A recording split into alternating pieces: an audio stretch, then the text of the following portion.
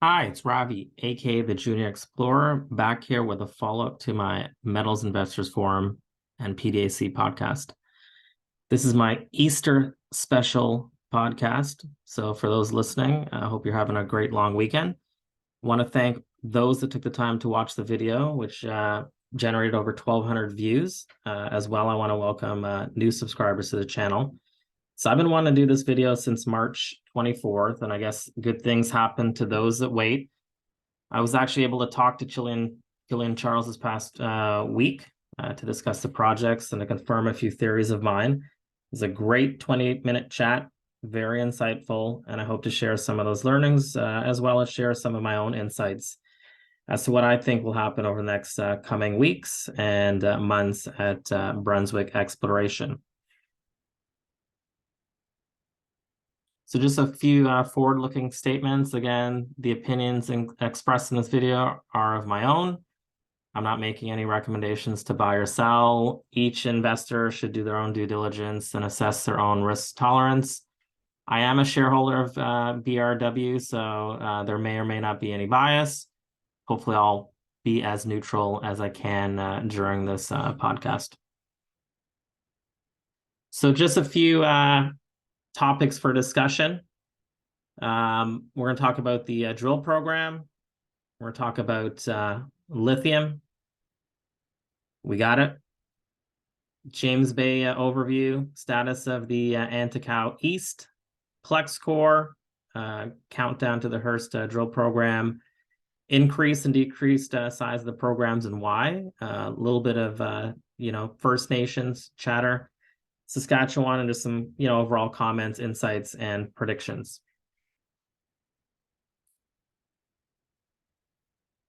So let's talk quickly the 4 drill programs. So obviously the current one here is actually a little bit of a little note there that needs a little updating. So the first drill program is actually the Anatacau West there, not Plex.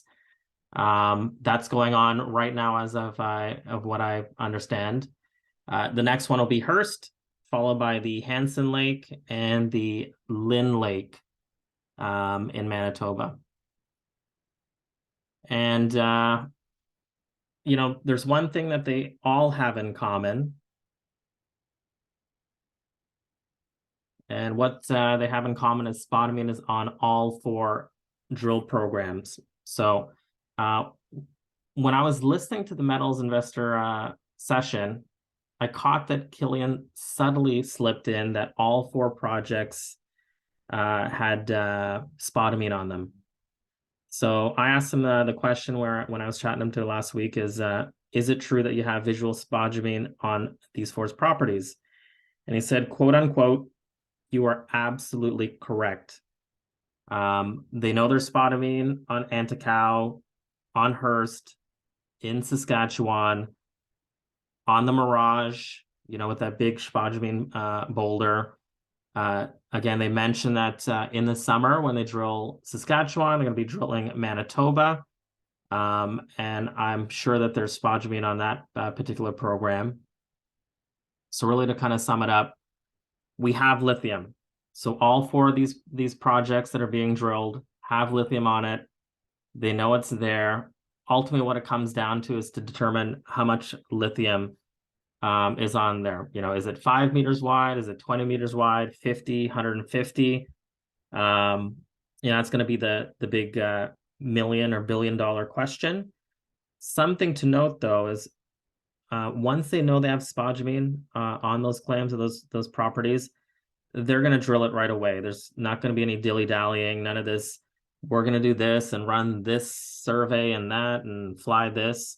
They're going to get right onto those projects. So in my opinion, in the back half of this year, once they've kind of gone through their, Anatacau program, Hearst, well into the Saskatchewan, Manitoba, I would not be surprised if they have a number of small drill programs on some of these other properties, anywhere between 500 to 1,500 meters, just kind of peppering and just going after all these little properties. And although we have 4 confirmed drill programs leading into the summer, I could see this easily being an additional 4 or 8+ drill programs come this fall, winter, and into 2024.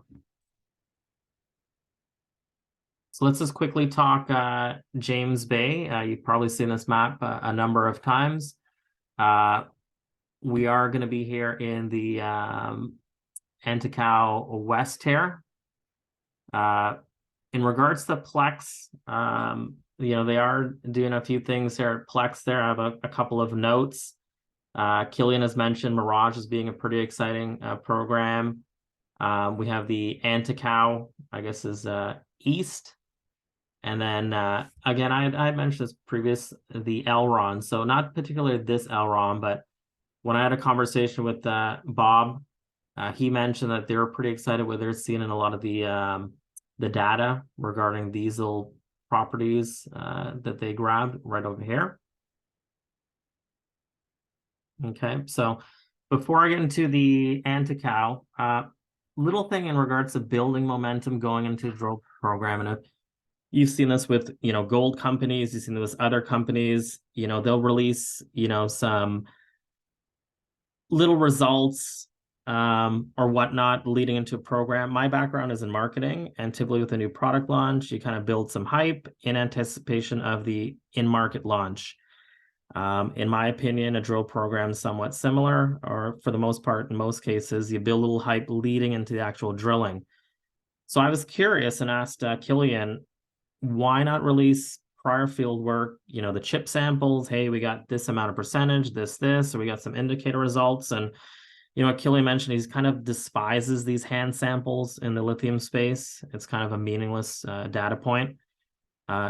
In his mind, it's all about getting a representative sample. You can easily grab a large spodumene crystal that may generate like a 5%, lithium 2O lithium oxide result. Alternatively, you can grab like a feldspar muscovite sample that can give you a 0.5% lithium oxide. So there's kind of a little bit of misleading or a little bit of issues when it comes to hand sampling.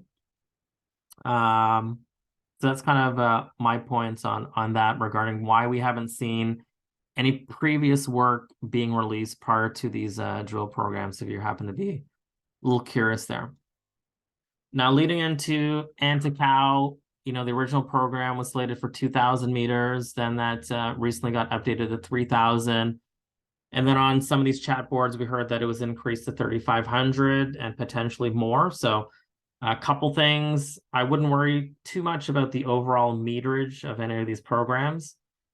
These aren't, narrow vein gold deposits. I did confirm that the program is over 3,000 meters. And I'm sure as things kind of continue to materialize, it might be even more. At the end of the day, it's all, the truth machine is a drill hole. What was mentioned is that, their rule of thumb will be, drilling 200 to 250 meters and kind of go from there. Seems to be a consensus, no point of drilling below 300 meters, absolutely zero value added going beyond that. Seems for the most part, PMET and Winsome are kind of drilling in that 300 meter. Brunswick's looking for at surface deposits. The drilling here at Anatacau will be around 200 meters, and it's going to basically stop at 200. Once they hit 200, their work is done, and they're going to move on to the next one. So let's talk about what I believe is going on to Anatacau West and why things are moving quite quickly. Allkem's drilling right here at this, eastern border of the property. We know, Brunswick's drilling right at this western part of that property. They're going pretty aggressive with the program, increasing the meterage a couple of times. It sounds like Brunswick really likes what they're seeing there. So what does it all mean? Well, if you look at the size of Anatacau West, it's not all that massive, especially when it kind of compared to their, central, this larger Anatacau property. And I don't think it's, large enough to host like 100 million ton lithium deposit. However, if they start pulling multi-meter holes, let's say in that 1%, 1.3% lithium oxide, it is plausible they can establish, fairly nice size resource, maybe 10 million tons. If that happens, you monetize the heck out of that. And we know Allkem is starting construction. They'll be in production at some point. I'm sure they'd like to expand upon that 40 million ton deposit. What would be a fair value if Brunswick does find something, quite substantial? I think it's plausible, depending on what they, pull out of these holes and how large this is, that they may be able to monetize that and maybe create $50 to $100 million worth of value for that Anatacau West. If that does happen, they can use that money to fund other programs, such as this larger property. And again, I wouldn't be surprised as these guys are drilling, they got a few boots in the ground, they're kind of, surveying, a few of those pegmatites. So that'd be great to fund other programs, maybe Mirage, and that would allow them to fund without diluting. That would kind of be the ideal scenario, in my opinion. So imagine having 50 million extra, bucks in the bank there. You can probably drill for another 2+ years, or even fast track a program such as Hearst or Hanson Lake. So I think there's a potential to monetize that and put some money in the bank. I'm sure they're going to be doing some other field work on some properties in around that area. Whatever comes out of these drill holes, I don't think they're going to wait to assay. I think they're going to press release this pretty quickly. Assays could take 6 to 8 weeks, depending on how many, core holes and things are being assayed by not only Brunswick, but other companies in the area. And who the heck wants to wait that long if you can confirm a discovery right away? Absolutely zero point in waiting. I don't think Killian's going to be afraid to release some kind of preliminary results from the drill campaign. I think that's going to happen on the back of visualizing or visually identifying a pegmatite that is X amount of meters wide, visually identifying a percentage of spodumene in the pegmatite. I can envision, once the drills are done, and the program kind of wraps up, at least on the Anatacau West, that a news release is sent out describing what they found on that property. So that's my opinion on Anatacau West there. I think things are going really, really well. So I would expect some pretty big news, or some pretty exciting news in the next couple of weeks. So let's talk Plex. And I honestly think there's going to be projects way bigger than Plex. This, in my opinion, is a kind of a bonus program. However, there's a 50-50 chance that there, is spodumene here. And if it does have spodumene, I'm not sure if it's going to be anything close to what Patriot has found over there. They're smack dab in the middle of this greenstone belt there. But the one comment I have here is we know there's white pegmatite, so that's kind of a bonus. It runs along this Lagrange shear zone, and the rocks here that this Plex is sitting on, it's on these Archean rocks. So the caveat here is, if you look at Greenbushes and some of these supermassive, deposits, 200, 300+ million tons, that's the one thing that they have in common is it's not necessarily sitting right on a greenstone belt. It's sitting on these older Archean rocks, not these younger ones. So in my opinion, that's kind of a positive there. And if I flip over to this next slide, now you're gonna have to take this with a grain of salt, because I tried my best to take the claims maps, take the geology maps from the Quebec government, and kind of lay them over top and best try to understand where these greenstone belts kind of land. So I don't think this is 100% accurate. I have to manipulate and try and line up CanSet and CV5, but you can kind of see that this greenstone belt has the potential to run alongside this this Plex property. So again, if someone has a much better map or is able to, pinpoint, if this greenstone belt goes right over these that Orphe, that would be great. And feel free to direct message me. So what does that all mean? And what's the status of Plex? So the team was actually there this past week, that being the week of April 3rd. So good news, there's boots on the ground. There's some stuff going on. They're, assuming reviewing the core. Not sure exactly what they're doing with the core, but my guess is they're, probably running the XRF gun there. They're doing some other methods to identify lithium. Again, Plex is not part of any of the 4 drill programs. And again, for those that are not familiar with Plex, this is some old core that was found in the core shaft by a helicopter flyby. Was never previously tested for lithium, nor split or assayed. But there's a lot of good positive things that are hopefully checking the box and will be good news at some point. Some more about the Plex core. So I had some questions regarding visually confirming spodumene core on the spot, and I got a really good education on the use of XRF machines, LIBS guns, and a UV light from Killian. So he said there's a number of old school tests to visually identify spodumene. XRF is kind of indirect. It tells you the pegmatite is evolved enough to contain lithium, and essentially it works all the time. It's literally a foolproof method. Now, when it comes to a LIBS gun, one, you can kind of confirm if there's spodumene by zapping it and getting a lithium reading.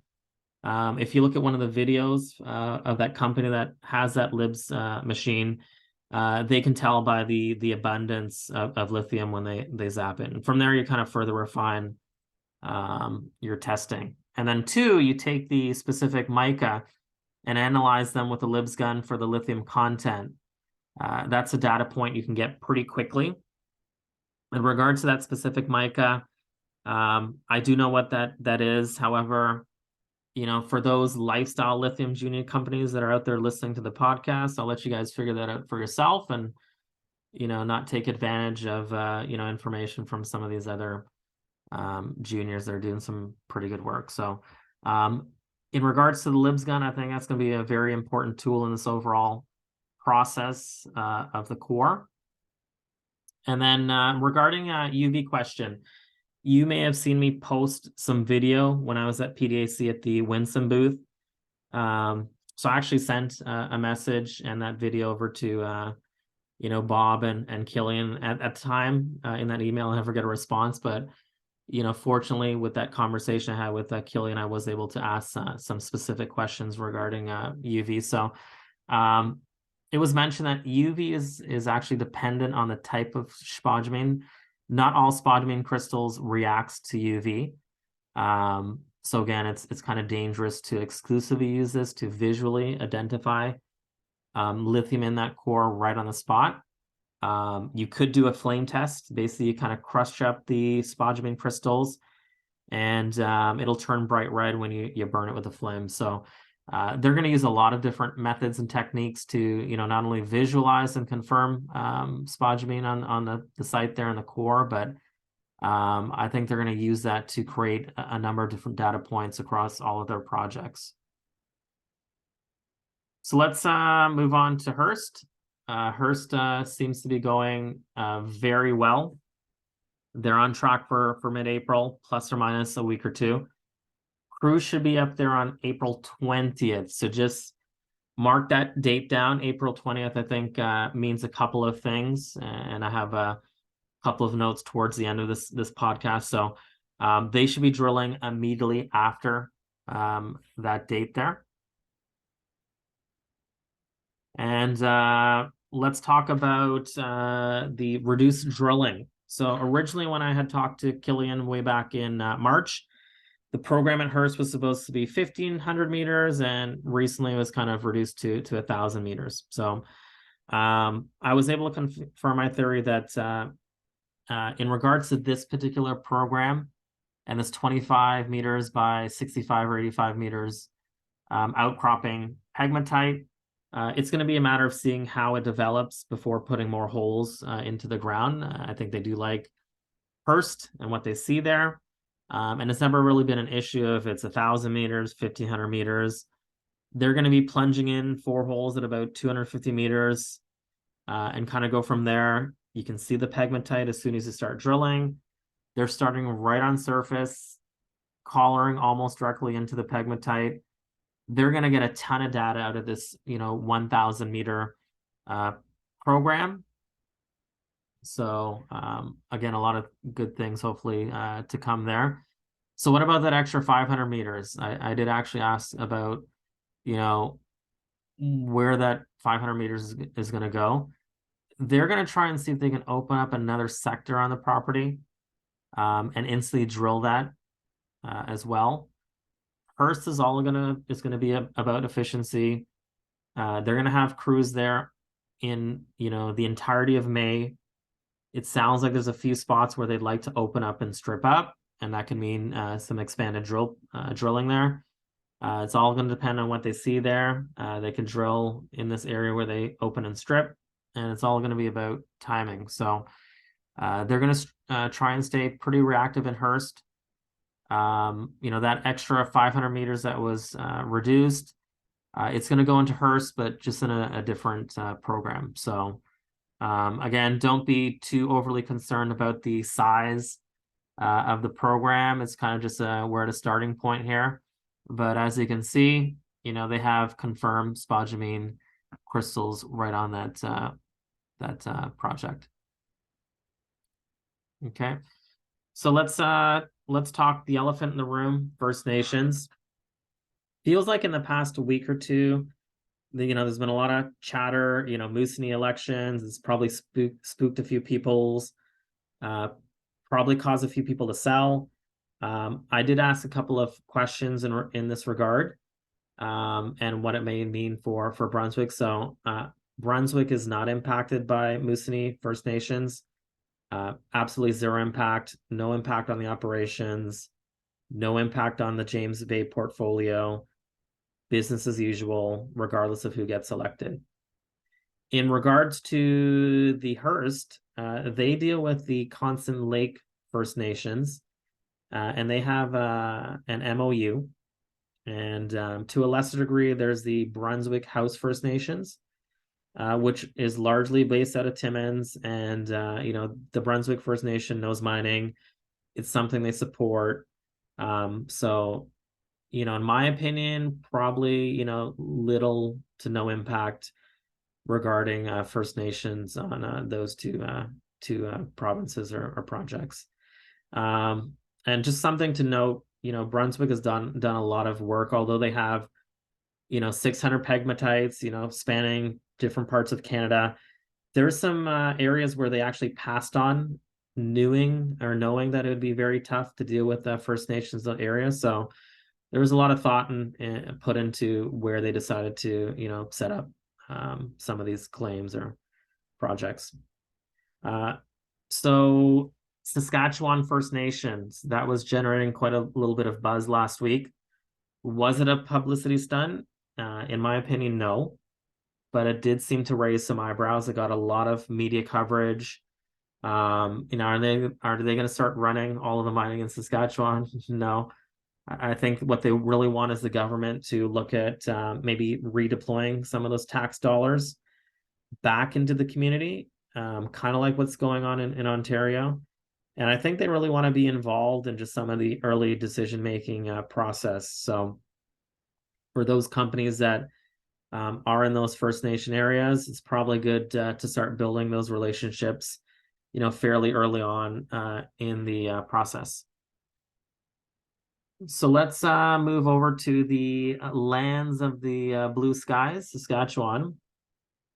And I know everyone's super focused on James Bay. We got the drilling going on there. We got Ontario coming up in the next couple of weeks. So we're going to see, lots of different things going on, probably a few discoveries in the James Bay area. However, having spent hours upon hours reading a lot of these survey papers, going through the geological maps in the different provinces, I believe the geology in Saskatchewan is very favorable for a world-class discovery. And based on recent staking by several other juniors, I think they kind of figured that out as well. And let's talk Hanson Lake. So a couple things. It's not really getting the credit that it probably deserves. Looking at the pegmatites, the maps, talking to Killian, he's pretty excited about, Saskatchewan, in my opinion. This could be potentially game changing, if not company making. It has been mentioned that it's literally on the side of a paved highway, smack dab in the middle of mining country. It's a massive pegmatite field that they're in. They know and have confirmed that there's spodumene in these pegmatites. If you look at these maps, there's swarm of pegmatites, and I emphasize swarms. If you look at the Kathleen Valley owned by Liontown, that's received some pretty big buzz the last couple of weeks. They have 20 LCT pegmatites in their properties, and the one thing that's common is you see these swarms of pegmatites side by side, and that I think is 156 million ton deposit grading at 1.3 or 1.4 percentage lithium oxide. And they declined that big massive buyout offer, and they think they have something bigger. So that would be, in my opinion, a good comparison if we're thinking just number and swarms of pegmatites and the potential there. And again, if this all shakes out, this could be on the scale of CV5, who knows, maybe bigger. But at the end of the day, the drills are going to do the talking there. So we're still kind of early days, at least in Saskatchewan and some of these other programs. Canada has the geology to host, multiple Patriot type discoveries, maybe one or two, Greenbushes, in my opinion. The geology, it's just off the radar when you kind of look at these maps. Essentially, someone could be, sitting on a massive Lotto Max lottery ticket, for those Canadians listening, you know what I'm talking about. For my American peeps, just think about, those massive billion-dollar Powerball lotteries. So where is the next Greenbushes sitting? I kind of have an idea with my map super sleuthing. I've spent, again, hundreds of hours looking at, the digi maps, the geology, reading through surveys. I actually was planning on doing a podcast to discuss Canadian geology and what will be the next staking rush and where potentially the next Greenbushes is. However, I'm going to hold off on this. And the reason being is I have been able to pinpoint where Brunswick and another one of my favorite Lithium Juniors are potentially staking, some additional claims. And I'd rather wait and let them do what they need to do and grab those claims before kind of, mentioning or talking through where I think the geology is favorable for the next CV5, the next Greenbushes. So for now, I'm gonna kind of put a hold on that. I'll leave that for the summer, because I think I may have discovered the secret to the caramel bar, and I may on my own just look to stake some of my own claims. So if you do happen to see, the Junior Explorer up in a claim map, that might be a little bit of a signal of where I think it could be quite prospective. So what's next? Brunswick has a lot of stuff cooking. Drills in the ground right now. Think they'll be putting out a preview of what they've intercepted on the Anatacau West in the next 2 weeks. So remember, I mentioned a date. From there, they're going to be off to Ontario. So again, they should be boots on the ground and all set up around April 20th and start drilling then. They're going to be off to the races after that, checking out more pegmatites. In June, we have drilling in Saskatchewan, and simultaneously they're going to drill Manitoba. So it's going to be a super strong year. I think there's going to be lots of news releases, lots of activity. I expect more announcements in regards to additional claims over the next few months. So again, I mentioned, and no one's told me this specifically. This is just through my own deducing of certain dates and certain milestones and kind of catalysts, I would keep my eye out for April 20th. Again, I don't think they're going to wait to assay those holes over there at Anatacau West. If they can determine the meterage of these, pegmatites with spodumene in that core, plus the percentage, I think they're going to make some kind of release as to what they have there from a visual perspective. And then if you think about what I mentioned regarding Hearst, they should have that crew on the ground April 20th and then starting to drill from there. So if you kind of put those together, plus I happen to read on one of the chat boards that Allkem has a general meeting on April 20th. So if you kind of put, kind of 2 and 2 together, give or take a couple of days or maybe a plus or minus week on April 20th, I think there's going to be a lot of activity or possibly some news in around that area. So what's upcoming for me? I'm planning a video on, what does Lithium Mania 2.0 mean for Canada and mining in general. I think this goes beyond just lithium. This is probably going to lead to some other exciting things in other metals. So that's one video that I hope to put together soon. Again, I mentioned I was planning on doing a video regarding, Canadian geology, lithium, where to find it, kind of a 101. And then there's a couple of other juniors that I like, although, I have some shares within Brunswick. I have some other juniors that I think have some pretty prospective property in parts of Canada. And there's a couple of juniors that I do like in the James Bay region that do have some expertise. So I'm going to look to start putting some things together on those 3 or 4 other companies that I really like. So that's basically it for me. It's kind of a wrap. Really appreciate you guys listening. Hope you found it very insightful. Again, hope you're having a good Easter weekend and a long weekend. And for those here in the Ontario region, looks like the weather's pretty good. So hopefully you're enjoying a little bit of the nice weather out there. Thanks again, and have a great weekend.